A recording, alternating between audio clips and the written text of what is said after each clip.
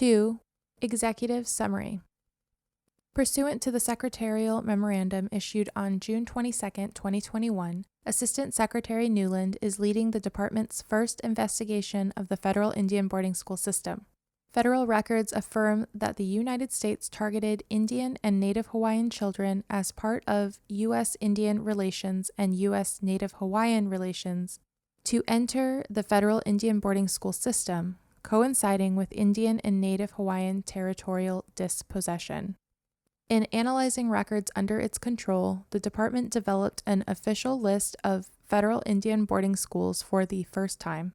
The National Native American Boarding School Healing Coalition, in partnership via a Memorandum of Understanding with the department, was instrumental in the sharing of information and records pertinent to federal development of this list. The department has also started to identify locations of marked and unmarked burial sites of remains of American Indian, Alaska Native, and Native Hawaiian children at or near school facilities.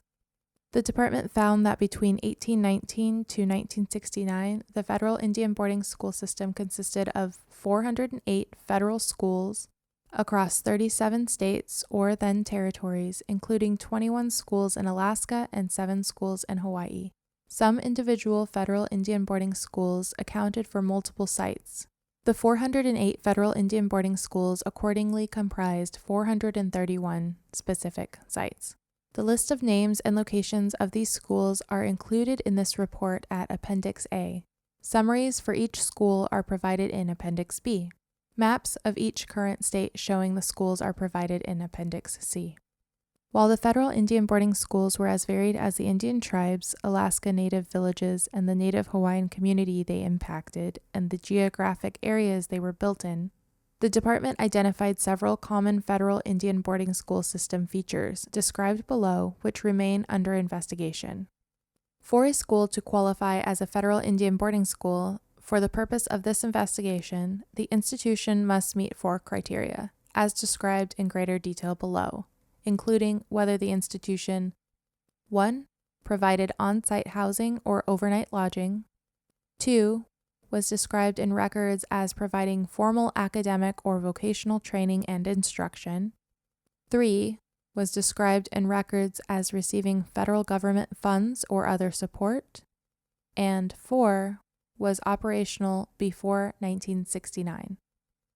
Outside the scope of the Federal Indian Boarding School Initiative, the department identified over 1,000 other federal and non-federal institutions, including Indian day schools, sanitariums, asylums, orphanages, and standalone dormitories that may have involved education of American Indian, Alaska Native, and Native Hawaiian people, mainly Indian children.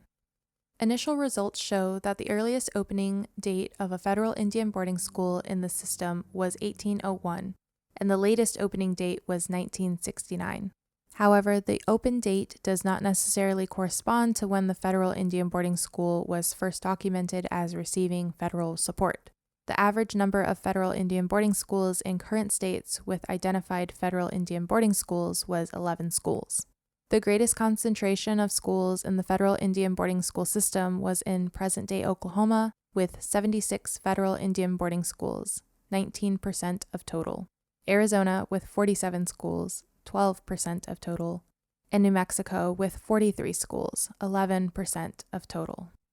Initial investigation results show that approximately 50% of federal Indian boarding schools may have received support or involvement from a religious institution or organization, including funding, infrastructure, and personnel. As the U.S. Senate has recognized, funds from the 1819 Civilization Fund were apportioned among those societies and individuals, usually missionary organizations, that had been prominent in the effort to civilize the Indians. The federal government at times paid religious institutions and organizations on a per capita basis for Indian children to enter the federal Indian boarding schools that these institutions and organizations groups operated.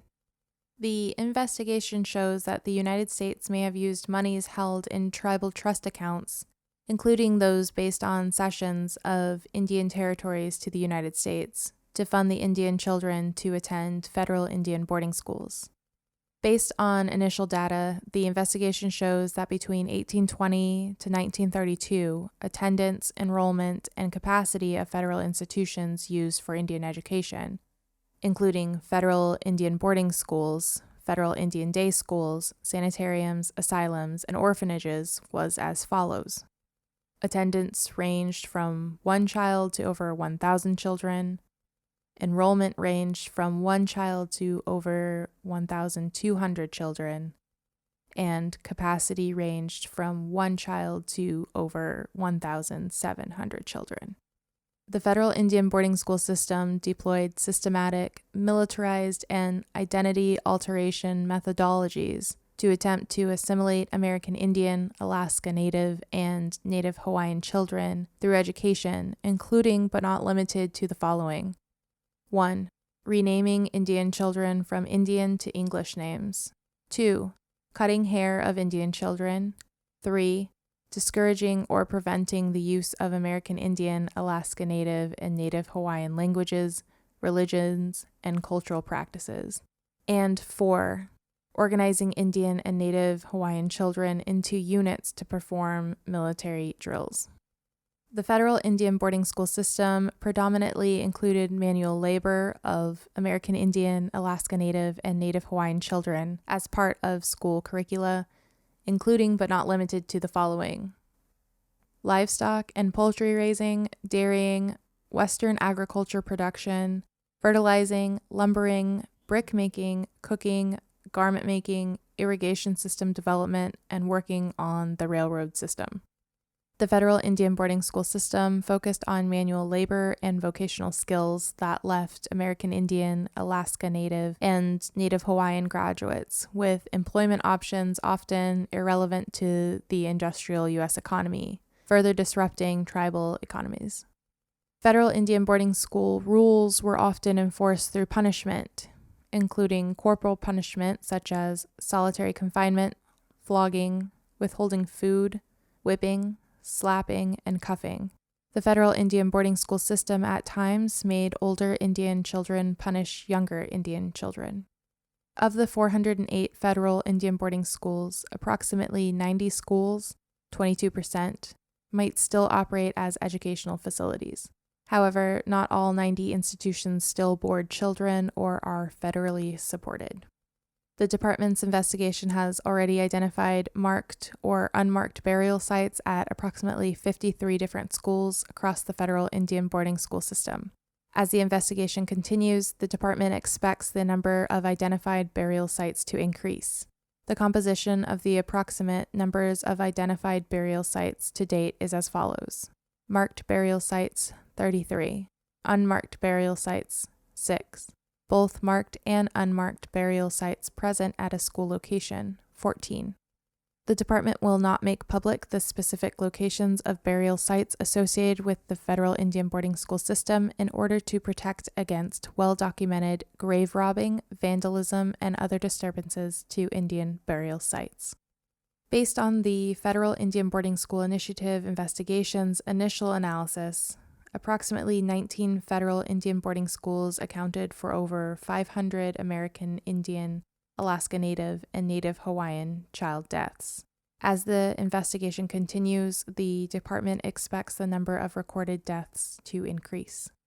This report also includes Appendix D with a summary of the views that tribal leaders and representatives expressed during a formal nation-to-nation consultation process. During these consultations, tribal leaders and representatives discussed the importance of protecting burial sites and strengthening protections under NAGPRA. Other consultation participants expressed the importance of accounting for the experiences of individuals and their families within the federal Indian boarding school system, and advocated for the federal government to provide an opportunity for them to share those experiences on the record. This report does not include an exhaustive list of all burial sites across the federal Indian boarding school system, nor does this report identify the children who were placed in or attended federal Indian boarding schools. The ongoing COVID-19 pandemic limited the department's ability to access facilities containing important records relevant to this investigation. In addition, the department was operating under a series of continuing resolutions from October 1st, 2021 until the fiscal year 2022. Consolidated Appropriations Act PL 117-103 was enacted on March 15, 2022. The absence of specific appropriations limited the scope of the department's ability to carry out some of the research needed for this investigation. Lastly, this report does not analyze the connection between the federal Indian boarding school system and present-day experiences of people in Indian tribes, Alaska Native villages, and the Native Hawaiian community across the United States. Assistant Secretary Newland makes 8 recommendations to the Secretary of the Interior to fulfill the Federal Indian Boarding School Initiative, including producing a list of marked and unmarked burial sites at federal Indian boarding schools, and an approximation of the total amount of federal funding used to support the federal Indian boarding school system, including any monies that may have come from tribal and individual Indian trust accounts held in trust by the United States.